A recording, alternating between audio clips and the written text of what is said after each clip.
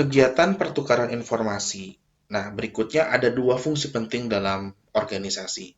Yang pertama adalah saling bertukarnya informasi dan menghubungkan sekelompok anggota dalam organisasi yang terpisah dari anggota yang lain.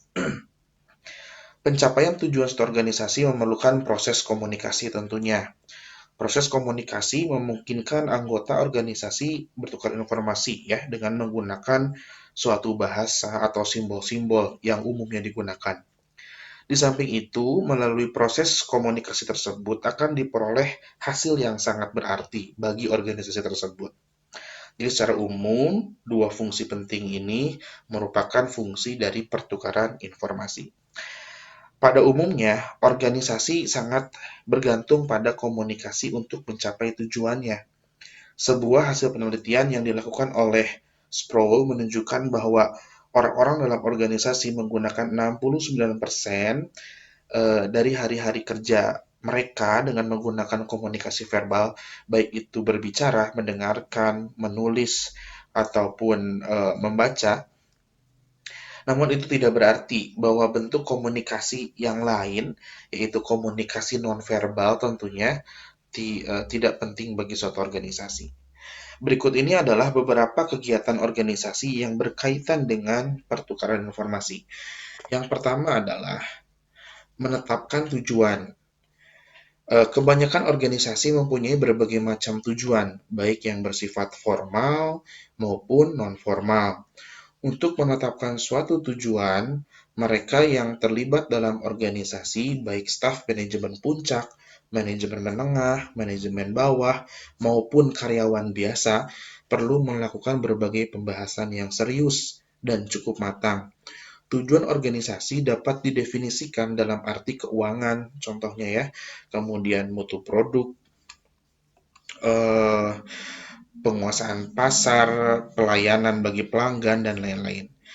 Dalam menetapkan berbagai macam tujuan organisasi tersebut, sangat diperlukan tentunya pertukaran informasi atau komunikasi antara satu unit dengan unit yang lainnya yang ada dalam organisasi tersebut.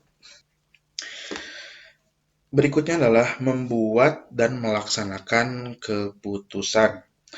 Tujuan yang telah ditetapkan dalam suatu organisasi dapat tercapai bila orang-orang dalam organisasi itu membuat berbagai keputusan yang tentunya mendukung terlaksananya tujuan, serta mematuhi keputusan yang telah disepakati antara karyawan dengan pimpinan dalam sebuah organisasi. Untuk membuat keputusan-keputusan yang mendukung tujuan organisasi, maka harus adanya pengumpulan fakta-fakta ya agar dapat melakukan penilaian terhadap berbagai alternatif yang ada dengan cara membaca ya faktanya dicari dengan cara membaca, kemudian bertanya kepada orang lain, brainstorming begitu dan lain sebagainya. Bila telah diambil, suatu keputusan harus dilaksanakan, dan hal ini memerlukan lebih banyak komunikasi karena untuk menjalankan sebuah kebijakan tersebut. Selanjutnya adalah mengukur prestasi kerja. Saat keputusan telah dilaksanakan pada kegiatan atau langkah yang kedua, langkah berikutnya adalah bagaimana mengukur prestasi kerja atas pelaksanaan keputusan tadi. Dalam hal ini, manajemen perlu melakukan pengukuran untuk mengetahui apakah hasil yang diharapkan oleh perusahaan telah tercapai atau belum. Pengukuran prestasi kerja mencakup beberapa faktor, contohnya ya antara lain penjualan, misalkan, kemudian prestasi kerja dan produktivitas. Ya, pada perusahaan yang berskala kecil, pengolahan data ini dilakukan secara manual, sehingga waktu yang diperlukan bisa lebih lama. Tapi di sisi lain, data-data yang terdapat dalam perusahaan yang besar bisa jadi berkali lipat lebih banyak dibanding yang perusahaan yang kecil tadi. Dan hal ini dapat membuat waktu yang diperlukan untuk menganalisisnya menjadi lebih lama lagi. Dan tentunya dengan kecanggihan teknologi, hal itu bisa dibantu ya. Oleh karena itu, untuk mengukur prestasi kerja organisasi secara holistik, sangat diperlukan terjalinnya komunikasi yang baik antar unit yang ada dalam organisasi tersebut. Sebagai contoh, ketika misalkan satu restoran tidak punya sistem, maka semuanya dilakukan dengan offline, begitu. Pencatatan kasirnya, accountingnya, sampai ke manajernya. Sehingga nanti pada saat annual report tentunya akan sangat repot sekali karena semuanya akan dilakukan secara manual perhitungan kinerja keuangannya dan itu akan menghabiskan waktu yang lama gitu ya. Nah, tentunya tapi hal itu juga bisa eh, bisa dilakukan dengan baik ya, tidak artinya zero mistake gitu. Ketika ada komunikasi yang baik antar satu unit dengan unit yang lain. Berikutnya adalah merekrut dan mengembangkan staf. Jika ingin merekrut seseorang, suatu perusahaan tentunya harus mengumumkan secara terbuka requirement tersebut. Kemudian yang sebelumnya juga dilakukan kegiatan penelitian atau tinjauan internal perusahaan ya, dan kemudian membaca hasil penelitian itu, baiknya seperti itu, dan melakukan wawancara dengan pelamar sehingga dapat ditentukan orang yang benar-benar cocok untuk menduduki jabatan yang tersedia. Selanjutnya karyawan baru itu perlu diperkenalkan dengan staf organisasi yang sudah ada. Sebagai orang baru dalam suatu organisasi, dia juga perlu diberi umpan balik atau feedback tentang prestasi yang telah dia capai, baik itu dalam bentuk penghargaan, pengakuan, maupun tanggung jawab yang lebih tinggi. Dalam kaitan ini, komunikasi akan lebih banyak diperlukan dan tentunya menjadi sangat penting. Berikutnya adalah kegiatan yang kelima, ini pelayanan pelanggan.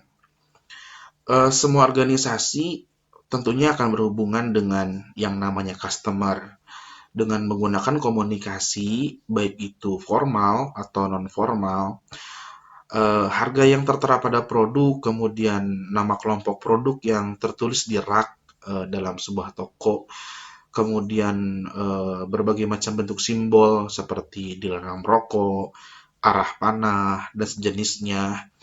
Itu juga merupakan bentuk komunikasi yang mungkin digunakan oleh suatu organisasi dalam berhubungan dengan pelanggan atau konsumennya.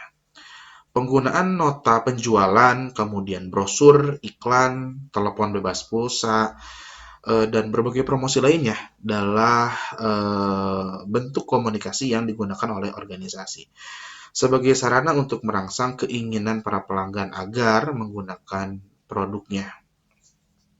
Dalam kaitannya dengan pelayanan pelanggan atau customer service, komunikasi juga mempunyai peranan yang penting. Misalnya pada bagian customer service ya, tentu ini sangat dibutuhkan sekali oleh perusahaan agar perusahaan tahu apa saja yang menjadi kekurangan dari produknya atau apa saja yang menjadi kekurangan dari pelayanannya. Kegiatan berikutnya adalah negosiasi dengan pemasok. Untuk mendapatkan harga produk yang baik, manajemen dalam suatu perusahaan perlu mengadakan negosiasi yang baik pula dengan pemasok maupun dengan pemberi pinjaman dana misalkan. Setelah mendapatkan bantuan dana yang diperlukan oleh organisasi, mereka harus secara rutin memberikan laporan perkembangan perusahaannya kepada pihak-pihak terkait. Melakukan negosiasi dengan berbagai pihak dan menyampaikan laporan perkembangan suatu perusahaan kepada pihak lain yang berkepentingan tentu saja memerlukan komunikasi yang dapat memuaskan kedua belah pihak yang sedang bernegosiasi. Berikutnya adalah kegiatan memproduksi produk. Untuk menuangkan ide atau gagasan mengenai produk baru, kemudian menempatkannya dalam proses produksi sampai akhirnya jadi produk yang siap dipasarkan, itu memerlukan komunikasi. Seseorang merancang, mendesain rencana produk, kemudian pemasar juga melakukan penelitian pasar, kemudian manajer penjualan melakukan campaign penjualan, Dan kegiatan-kegiatan itu memerlukan banyak sekali komunikasi, baik komunikasi antar manajer dengan karyawan, antara karyawan yang satu dengan yang lain, atau antara bagian pemasaran dengan para pelanggan. Dengan kata lain, proses produksi erat kaitannya dengan komunikasi. Kegiatan yang terakhir adalah berinteraksi dengan peraturan yang ada. Komunikasi bukan saja terjadi dalam satu perusahaan, tetapi juga bisa terjadi antar perusahaan dengan pemerintah. Sebagai wakil masyarakat, pemerintah sudah seharusnya melindungi kepentingan masyarakat itu. Untuk itulah pemerintah menyusun peraturan yang bertujuan untuk memberi perlindungan bagi masyarakat luas dari tindakan sewenang-wenang perusahaan. Misalnya, adanya peraturan yang berkaitan dengan perlindungan keselamatan kerja. Hal itu tentunya harus didiskusikan, harus diberikan kebijakan yang win-win solution antara perusahaan, karyawan, dan pemerintah. Dari sisi pemerintah, jangan sampai terjadi adanya pelanggaran perusahaan tersebut terhadap karyawannya. Dari sisi karyawan juga, jangan sampai adanya eh, adanya per, ya hal yang dirugikan dari karyawannya. Jadi harus sama-sama menguntungkan, win-win solution ya. Kemudian selain keselamatan kerja juga ada jaminan hari tua bagi contohnya adalah karyawan yang akan pensiun begitu. Kemudian yang berikutnya adalah tentang eh, penentuan upah minimum regional atau UMR, atau ada juga penentuan waktu lamanya jam kerja, pencemaran lingkungan, dan penentuan lokasi usaha. Kegiatan-kegiatan tersebut juga memerlukan komunikasi. Tadi berikutnya adalah tentang pola komunikasi atau pattern of communication. Dalam pola komunikasi ini tentu beda antara perusahaan kecil dan perusahaan besar dalam melakukan komunikasi dalam sebuah organisasinya. Bagi perusahaan yang kecil tentu akan lebih simpel dalam melakukan pola komunikasi karena terdiri dari karyawan yang sedikit pula. Tapi hal itu berbeda dengan perusahaan yang besar skalanya, kemudian memiliki karyawan juga yang lebih banyak. Pola komunikasinya tentunya akan berbeda dengan perusahaan yang kecil. Nah, dalam saluran komunikasi ini ada saluran komunikasi formal atau formal communication channel dan juga ada saluran komunikasi non formal atau informal communication channel.